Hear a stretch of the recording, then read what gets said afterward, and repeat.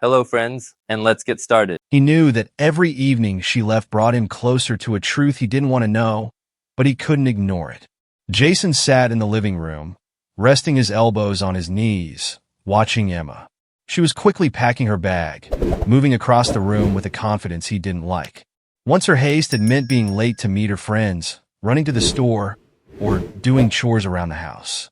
Now she was drifting headlong into some other life from which he remained on the other side of a closed door. "Are you leaving again?"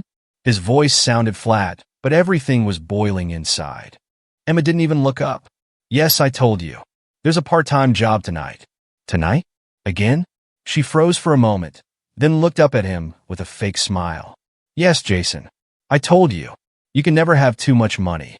Money? He was making good money. They didn't need anything. That explanation seemed ridiculous to him from the start. "Who is this friend of yours? You never told me her name." Emma bit her lip. It was a barely perceptible movement, but he caught it. "You don't know her," she said shortly, and pulled her coat on quickly. "That's it, I have to go." She leaned in to kiss him, but he didn't move. She froze for a second, too, then turned around and headed for the exit. The door slammed, and a moment later, there was the clatter of her heels on the walkway. Jason knew something wasn't right here. Something in her voice, in her movements, in the way she avoided his gaze. She wasn't the Emma he knew. Or maybe he'd never known her. It had all started a few weeks ago. At first it was the occasional late returns. Then she started leaving more often, citing a part-time job, helping a friend. She became different, distracted, distant. The intimacy between them was gone. She spoke less, and even her laughter began to sound fake. And then came the strangeness. Perfumes he hadn't smelled on her at home. Dresses he hadn't seen in her closet. Evening makeup that was too bold for a babysitter babysitting other people's children. And now she was gone again. He decided he'd keep watch tonight. It made sense, didn't it? He should know where she spent her nights, who she was with, what she was doing. All this time he'd been gathering scraps of information, little details, and now all those pieces of the puzzle were starting to fit together into one picture. But what if that picture was false? What if Emma wasn't cheating on him with another man? He pulled on his jeans and walked outside. He had his phone in his hands and a plan in his head. In the first few days of following her, Jason had checked her every route, a shadow of doubt behind her every move. She'd stopped by the store for fruit, dropped by her neighbors for a cup of tea, gone to a friend's house. It all seemed innocent enough. But something in her look, in her words, in her absence on these nights kept him on his toes. She headed toward the busy street, where there were always lots of people, always lots of rustling and laughter. He followed her, trying to stay out of her sight. She turned down an alley and then stopped at the door of a barbershop, lingering for a couple minutes. Jason felt his tension building. Why had she gone in there? What was keeping her there? It couldn't have been a coincidence that she had lingered there in the first place. At this point, Jason could barely contain a flash of anger, but he didn't want to go along with his emotions. He continued to watch. Emma was soon out and moving down the street again, but now her steps were more confident, as if she were no longer hiding her intention. Jason hurried a little farther so he wouldn't lose sight of her. After a few minutes, she stopped at the brightly lit entrance where the red letters on the club sign read, "Eclipse." The music blaring through the walls hummed like the throbbing nerve of a nighttime city. The smell of alcohol and cigarette smoke lingered in the air, and people were crowded around the entrance laughing, flirting, already half drowned in the nightlife. Emma looked around, as if checking to see if she was being followed, then stepped through the back door, disappearing into the flickering light of the neon lamps. Jason froze. His chest tightened. His heart was pounding like it was about to jump out. He couldn't believe his eyes. The nightclub. Why had she come here? After all, she hadn't said a word about planning to go to the club. No report work, no helping a friend. Jason stood still, not knowing what to do. He could feel his anger mixing with a growing sense of betrayal. It wasn't clear to him what was going on, but he realized one thing: he couldn't leave here without finding out what she was doing inside. He took a few steps back, hiding in the shadows. There was loud music coming through the windows of the club, and people were crowded inside, laughing and drinking merrily. He couldn't make her out among them, but he knew she was there. He continued to watch despite a growing sense of maddening despair. After a while, he decided to go home, but the thought did not calm him. In the end, Jason made a decision. He would wait until the weekend and go to the club in person. He had to see everything with his own eyes. That night, Jason couldn't sleep. Thoughts of what he was about to do made his heart pound frantically.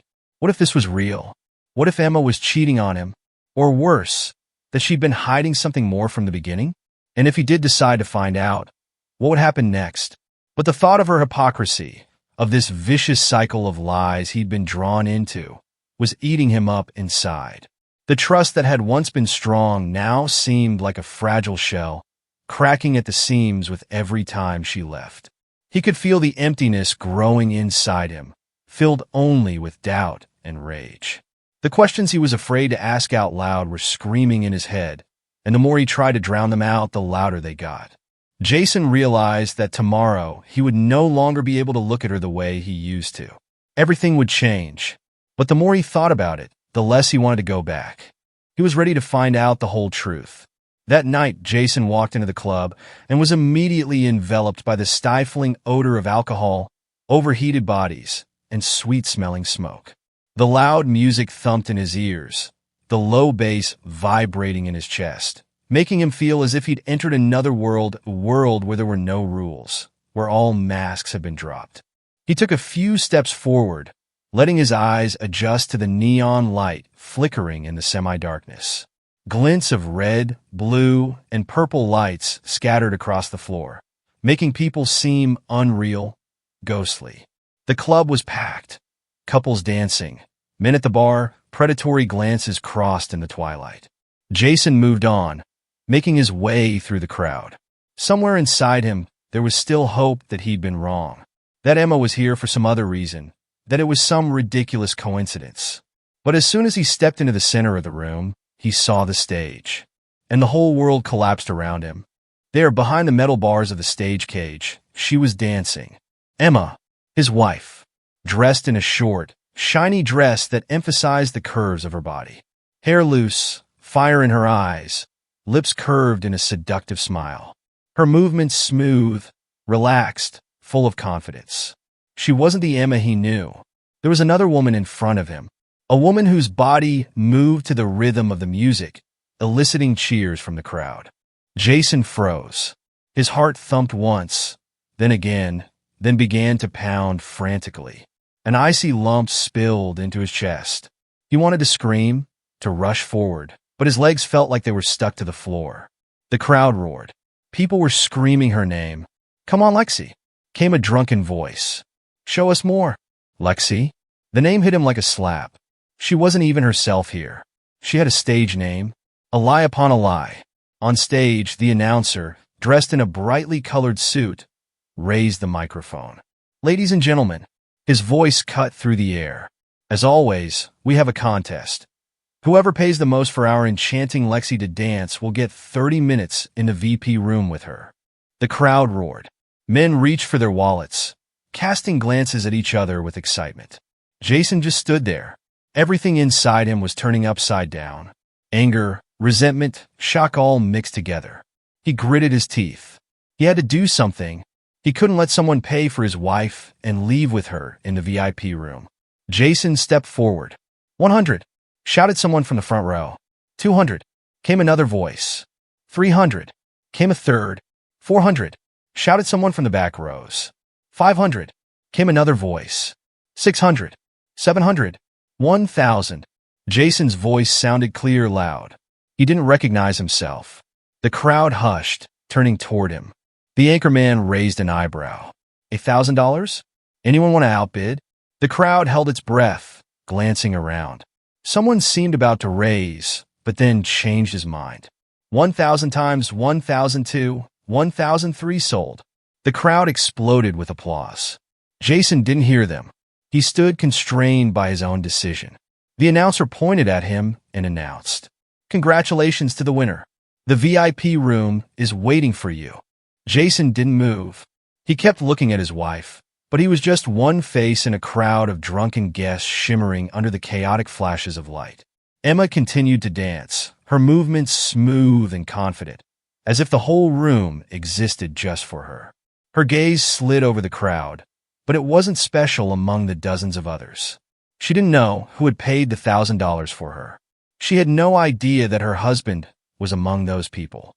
Emma fixed her hair, took a deep breath, and stepped into the semi-darkness of the VIP room. She was used to this scenario, but something was off tonight. Usually she slipped into this role easily, seductive, confident, indifferent to those who looked at her with greedy eyes. She knew how to move, how to talk, how to look like she was enjoying it. But this time there was a strange tension inside, subtle but not unpleasant. Something prickled in her chest, like a premonition she couldn't explain.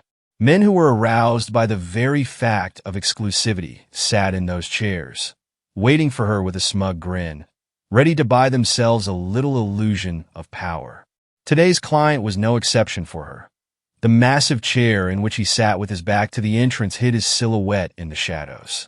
She smiled as she moved smoothly toward him, her every movement deliberate, polished, like choreography in a play where she was the main star. "What a generous, handsome man you are." Her voice sounded soft, enveloping. "Now I will fulfill all your wishes." She reached out and slowly slid her fingers over his shoulder, then lower to his arm. But barely had her skin touched his, something inside clenched, as if an invisible icy claw ran down her spine. This man's body was strangely familiar to her. Too familiar. The figure in the chair moved, creaking along the leather upholstery. A tension hung in the air, thick, sticky, like the overheated air in the room. The man's fingers clenched slowly, joints crunching in a frightening silence, blocking out even the muffled sounds of music from the main hall. And slowly, agonizingly slowly, he turned his head.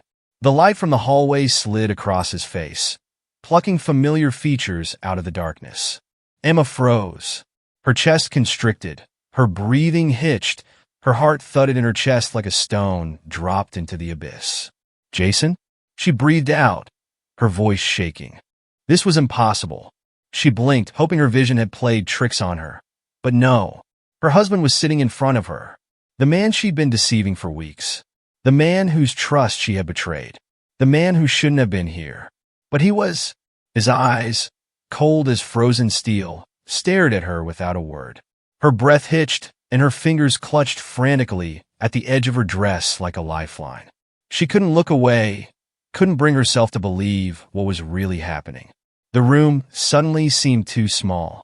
The air thickened, the walls shifted. She took a step back, but her legs wouldn't obey. "What are you?" Her voice broke.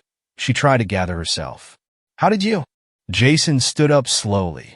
His movements were restrained, as if a dark, silent storm was brewing inside him, ready to break loose. He stepped closer, and she saw his jaw clench. "You tell me, Emma." His voice was low, almost a whisper, but it sent a chill down her spine. "What are you doing here?" She couldn't find an answer, because there was no right answer. He knew the truth. He had seen everything with his own eyes. Now she knew there was no turning back. Emma felt her body tense up. Her throat was dry, her thoughts confused. Her breathing was hitching, her chest rising and falling. Her gaze darted around the VIP room, as if the walls might give her a life-saving exit. But there was no way out. Jason didn't move. He stood right in front of her, tall, menacingly calm, with a face that reflected not a shred of emotion. No anger, no pain, only an icy contempt that pierced through her. "Speak." His voice sounded calm, but there was a threat in that calmness. "Don't you dare lie to me." Emma opened her mouth, but the words stuck. How to explain? How to justify herself? How to find a way to soften this blow? Her hands trembled. "Jason," Emma breathed out in a shaky voice, full of fear and desperation, as if that name could stop the imminent disaster. Her voice trailed off, sounding hoarse and echoing in the air. "This is my first time. It's not what it seems." "What, Emma?" "Not what it looks like." He nodded slowly. "Tell me, why are you here? Have you become a sales word?" She knew excuses wouldn't help, that any lie would only make it worse. But the fear wouldn't let her go. She swallowed hard, feeling her lips dry.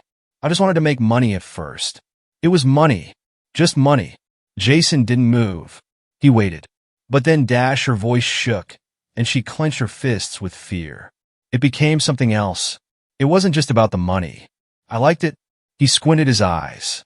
What exactly did you like, Emma? Did you enjoy cheating on your husband? His voice was deceptively soft, but there was an undercurrent of anger in it. She swallowed. Attention, she exhaled. Adrenaline. The entertainment. The feeling of power. Jason closed his eyes for a moment, as if absorbing her words, then inhaled slowly, squaring his shoulders. Emma saw his jaw tense, the muscle in his cheek quiver. But he didn't scream, didn't explode. And that was even worse.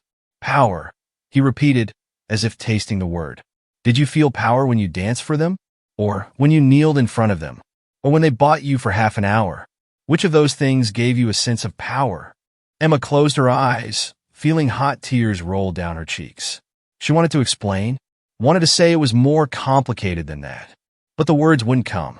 I didn't cheat on you, she whispered. I needed it. Jason grinned, but there was no joy or sarcasm in that sound. Just fatigue. Deep, dark fatigue. You've become a prostitute. You lied to me. You bitch. His voice was quiet, and there was nothing warm about it. You chose that over your family. Emma took a panicked step toward him, reached out her hand, but he recoiled as if her touch was poison. It was the worst moment.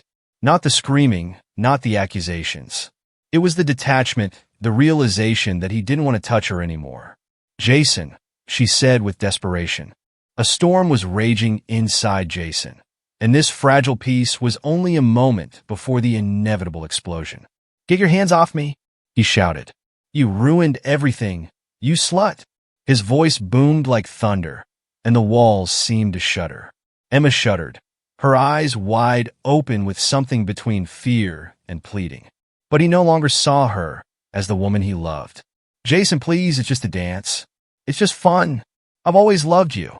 Don't you dare. He took a step toward her, and she reflexively recoiled. Don't you dare say my name. You destroyed us. For what? For cheap adrenaline? For men who throw you money like bones to a dog? No, you don't understand. It's just a hobby. It's a pastime. Are you stupid? What don't I understand? A scream ripped from his chest, anger bursting out, and he clenched his fists so hard his nails dug into his palms. You chose this over your family? Instead of me? The guard at the door was wary, but didn't interfere yet. The loud music in the club drowned out his words, but the people closest to him were already starting to turn around at the shouts from the VIP room. Emma rushed forward, grabbing his arm. Jason, please. But he jerked back, as if her touch were burning him. Don't touch me, you bitch. I'm disgusted. His voice was full of disgust. You don't even realize what you've done. You don't realize that you're nothing to me now. Those words stabbed into her. Her lips quivered, but before she could say anything, he turned and left the room. Stop him, Emma's voice rang out. The guards finally realized that the scene was going beyond the usual scandal. Two large men rushed forward, blocking Jason's path. Hey, take it easy, buddy, one said, putting a hand on his chest. Get your hands off me, Jason said icily. But the guards weren't going to back down. The other grabbed his shoulder. I said, get your hands off me. He shouted and jerked, knocking the guard's hand away. They lunged at him. The crowd gasped. The first blow hit him in the side, but Jason reflexively retaliated by punching one of the guards in the jaw. The club exploded with noise. Someone laughed, someone screamed. Emma covered her mouth with her hands in horror. The guards were no longer ceremonious. Jason was pinned down and dragged like a sack of garbage toward the exit. You're going to regret this, buddy, one of them said before throwing him out the door. Jason collapsed onto the cold asphalt. His temples were pounding, and the air was coming out of his lungs in jolts. There was laughter outside the door, music, a life that was foreign to him now. He didn't know how long he lay there before he was able to pull himself together and get up. He looked at the entrance to the club, but realized there was no point in going back. It was over. Emma appeared from behind the door. She stopped with her hands clasped to her chest, her face pale. Her eyes glistened with tears. Let me explain, she breathed out, but her voice was weak, barely audible over the music, fading into the night air. Jason gave her a squeamish look, spat in her direction, and walked away. He disappeared into the night. The night was cool, the air saturated with humidity after the recent rain. 20 minutes later, Emma was already hurrying through the empty streets, clutching her purse in her hands. Her heart was still racing in her chest like a hunted animal, and her mind was racing with Jason's last words. She wanted to explain everything. She needed to find the right words. She couldn't just let this go. When she turned onto a familiar street, her steps slowed. The warmth of the streetlights didn't dispel the oppressive cold inside her. And then she saw it. Her belongings were scattered across the front lawn. Suitcases, clothes, books, shoes, makeup, even family photos. Everything was lying around chaotically, like trash, like unwanted junk thrown away. My heart clenched painfully. "No, not this," she said, barely audible. She rushed toward the house, skipping across the wet grass. Panic was rising in her chest. Emma grasped the doorknob and yanked it down. It was locked. She knocked. 1, 2. Silence. "Jason." Her voice trailed off, filled with pleading. "Jason, open up. We need to talk." There was a thud through the closed door, the sound of footsteps. He was home. She knew he was there. A light came on in the window on the second floor. The curtain moved, and for a moment she saw his silhouette. Dark, immovable. "Jason." Her voice faltered, tears coming to her throat. She gripped the door with both hands and knocked again. "Please." The curtain shook again. Then she saw his face. His eyes were empty. No anger, no pain, only icy contempt. He stared at her for a few seconds, then slowly shook his head. "Get out, you cheapskate." His voice was cruel and full of contempt.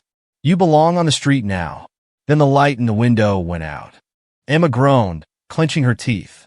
She yanked the knob again, pounded her fist on the door, but there was only coldness from inside, only deafening silence. "Jason, damn it, open up." Her screaming turned hysterical. "Don't do this. Give me at least a chance." There was no answer. She settled back on the porch, cradling her head in her hands. The rain was starting to drizzle again, cold drops running down her face, mixing with hot tears. Hours passed, but the door never opened. The house was no longer hers. The family was no longer hers. All she had left was a wet lawn and an empty night devouring her from the inside out. She had lost everything. It had stopped raining, but there were still traces of it everywhere, in the drops in her hair, in the dampness of her clothes, in the clammy cold that penetrated to the bone. Her suitcases and belongings were scattered across the grass, mixed in with the fallen leaves. It was the ultimate banishment. Jason hadn't just kicked her out, he'd erased her from his life. She knocked on the door again, but there was no answer. The lights in the windows were out. This house was no longer her home. It had become an unreachable past to which she could never return. Her lips trembled, but not from the cold. An emptiness spilled into her chest, deafening and bottomless. Once she'd thought she was in control of her life, that she held everything under her sway. But now she stood here alone, having lost not only her husband but herself. Her steps were slow, as if she were moving in a nightmare. She picked up her coat from the wet ground and pulled it over her shoulders. Taking a deep breath, she turned around and walked away. Where to, she didn't know. She didn't have a plan. There was no place she could go. There was only the cold, the night, and the resounding realization she had ruined everything. And inside the house, behind the curtained window, Jason stood watching her. He watched her walk down the street, watch her disappear into the darkness. There was no satisfaction or joy in his chest, only silence. He closed his eyes, exhaled, and without looking back, walked away into the back of the house, to where his new life without her was now beginning. And that's where today's story ends. Thank you for watching to the end. If you enjoyed it, don't forget to like and comment. We'd love to discuss this story with you. See you in the next video.